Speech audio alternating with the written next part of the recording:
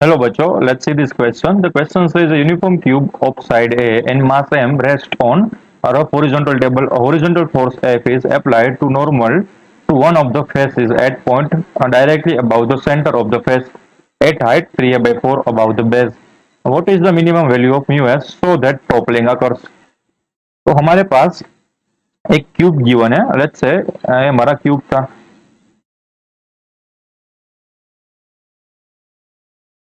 And उसको corner पे नाम दे देते हैं ABCD.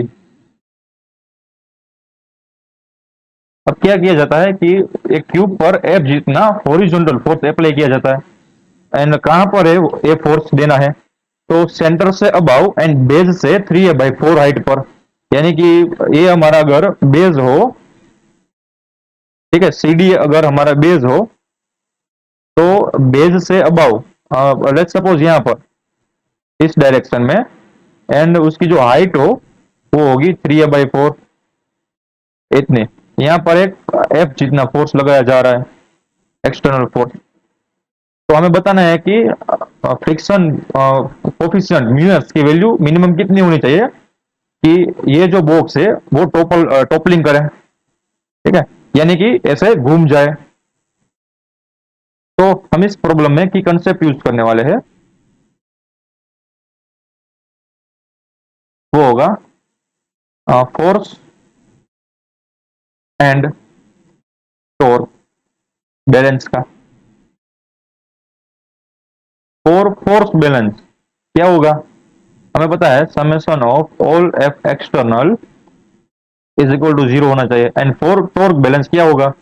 Summation of all external torque is equal to 0. तो इसी कंसेप्ट यूज करने वाला है. हम इसी कंसेप्ट को यूज कर सकते हैं क्योंकि हमें चाहिए मिनिमम वैल्यू, यानी कि क्रिटिकल वैल्यू चाहिए, ठीक है. हमें ये जो बॉक्स टोपल नहीं करवाना, यानी कि इसको रोटेट नहीं करवाना है, उससे पहले की वैल्यू चाहिए. मान लो सपोज करो कि हम यहाँ पर 1 न्यूटन का फोर्स दिया तो इस बॉक्स में कुछ नहीं हुआ. 2 न्यूटन का फोर्स दिया तभी कुछ नहीं होगा. 2.9 न्यूटन का फोर्स दिया तभी कुछ नहीं होगा. बट जैसे ही 3 न्यूटन का फोर्स लगे तो ये टोपल कर जाएगा. ये पॉइंट सी के अबाउट, ठीक है. टोपलिंग का मतलब सिर्फ घूम जाएगा अपने इस पॉइंट पर, सी पॉइंट पर, ट्रांसलेशन मोशन नहीं करेगा. तो इसका मतलब हमें 2.3 न्यूटन वाली वैल्यू चाहिए, मिनिमम वैल्यू चाहिए.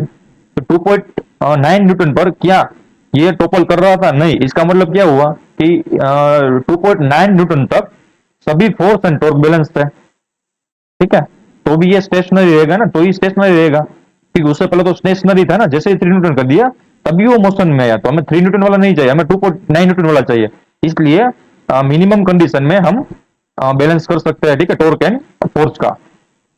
तो ऐसी सिचुएशन गिवन है तो हम यहाँ पर जितने भी फोर्स लग रहे हैं वो फाइंड कर लेते हैं, ठीक है.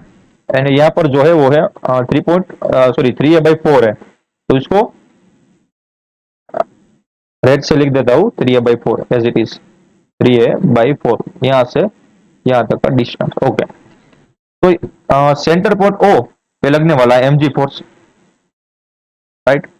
एंड हमें पता है कि जब ये टोपल करेगा तो कौन सा पॉइंट ग्राउंड जो सरफेस है उस पर कांटेक्ट में होगा? तो सी पॉइंट. तो उस पर फ्रिक्शन फोर्स भी लगेगा. कौन सी डायरेक्शन में लगेगा? तो हमें पता है कि जब ये फोर्स एडी डायरेक्शन में लगेगा तो ये बॉक्स इस डायरेक्शन में ट्रांसलेशन मोशन करना चाहेगा. But due to the friction, friction force है उसके ऑपोजिट डायरेक्शन में लगेगा, इस डायरेक्शन में. सीडी बेस पर कितना लगेगा? एफ जितना. तो वो ट्रांसलेशन मोशन को नहीं करवाएगा, यानी कि रोकेगा, ठीक है. एंड नॉर्मल फोर्स लगेगा वो भी सी पॉइंट पर ही लगेगा. कौन सी डायरेक्शन में? ऊपर की डायरेक्शन में. वो होगा एन. तो इतने सारे फोर्स लग रहे हैं. तो मैं पहले टॉर्क बैलेंस कर दूंगा. एन पहले एफ की वैल्यू फाइंड करता हूँ कि मुझे एफ मिनिमम कितना चाहिए इसको टोपलिंग करवाने के लिए, जस्ट टोपलिंग करवाने के लिए, ठीक है.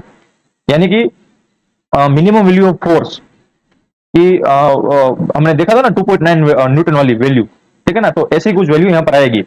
हमें इसको टोपल नहीं करवाना है, उससे पहले वाली वैल्यू चाहिए. वही होगी हमारी एफ मिनिमम कि कितने फोर्स तक ये टोपल नहीं करेगा. बाद में हम यूएस को फाइंड करेंगे, राइट. तो हमारे टोपलिंग के लिए मैं टॉर्क बैलेंस का यूज करूंगा. यहाँ पर मैं लिख देता हूं अप्लाइंग टॉर्क बैलेंसिंग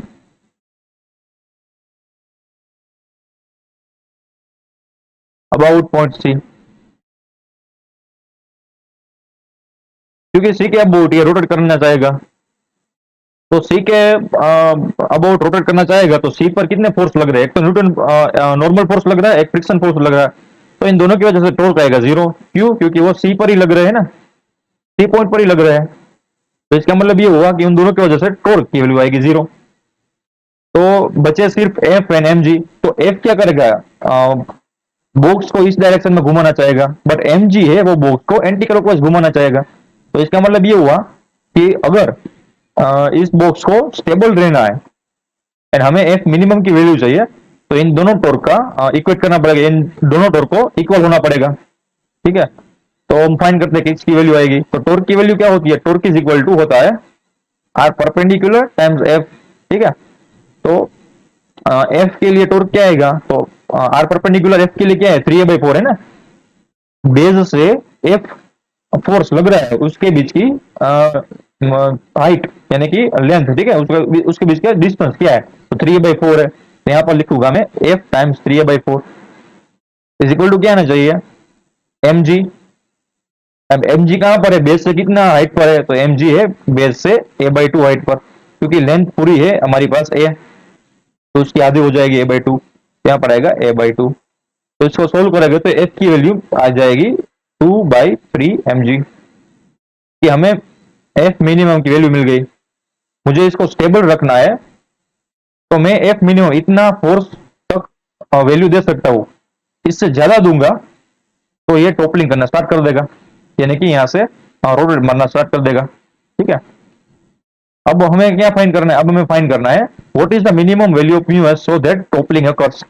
अब हमें टॉपलिंग करवाने के लिए ये भी तो ख्याल रखना पड़ेगा ना कि ये जो फोर्स है, अप्लाइड फोर्स है, उसकी वजह से ये जो बॉक्स है वो इस डायरेक्शन में ना जाए। तो इसका मतलब क्या हुआ कि applied force is equal to F होना चाहिए, फ्रिक्शन फोर्स होना चाहिए। तो हमने कौन सा लॉ यूज किया? तो अप्लाइंग फोर्स बैलेंस। ठीक है, फोर्स बैलेंस। तो क्या होगा? फोर्स बैलेंस करोगे तो एक्स एक्स एक्सिस में, क्योंकि एक्स एक्सिस में ही वो मोशन करना स्टार्ट करेगा। तो यहाँ पर आएगा F is equal to F R होना चाहिए। ठीक है, एफ आर फॉर फ्रिक्शन, ये वाला रेड वाला, यानी कि जो अप्लाइड फोर्स है वो फ्रिक्शन फोर्स के इक्वल आना चाहिए। अदरवाइज क्या होगा? वो स्लाइड करना स्टार्ट कर देगा ना, इस डायरेक्शन में स्लाइड करना स्टार्ट कर देगा, तो टॉपलिंग होगा ही नहीं। तो हमें चाहिए टॉपलिंग की वैल्यू, टॉपलिंग हो इसकी वैल्यू चाहिए।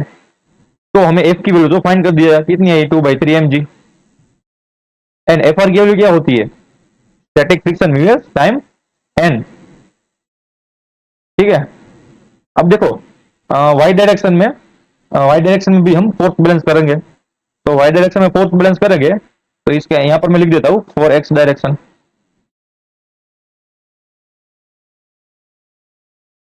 अब यहां पर मैं लिखूंगा फॉर वाई डायरेक्शन। तो वाई डायरेक्शन में भी वो मूवमेंट नहीं करना होगा चाहिए। तो जब बैलेंस करोगे तो आपके पास आंसर आएगा M equal to M G. तो इसकी वैल्यू यहां पर पुट कर दो, तो यहाँ पर आएगा 2/3 mg is equal to mu S into M G. ठीक है, तो यहाँ से वैल्यू मिल गई मुझे mu S is equal to 2/3। तो हमारा जो कोफिशिएंट ऑफ फ्रिक्शन है उसकी जो मिनिमम वैल्यू है वो इतनी होनी चाहिए। तो हमें ऐसा ही लिखना पड़ेगा।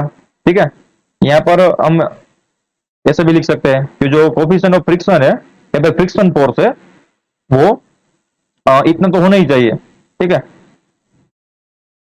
बट हमें मिनिमम की वैल्यू चाहिए, तो हम यहाँ पर इक्वल लिख सकते हैं, यहाँ पर इक्वल लिख सकते हैं एंड यहाँ पर लिखना पड़ेगा मिनिमम। ठीक है, यहाँ पर लिखना पड़ेगा मिनिमम। मिनिमम इतनी वैल्यू तो होनी चाहिए कोफिशिएंट ऑफ फ्रिक्शन की, स्टैटिक फ्रिक्शन की। I hope you understood it well.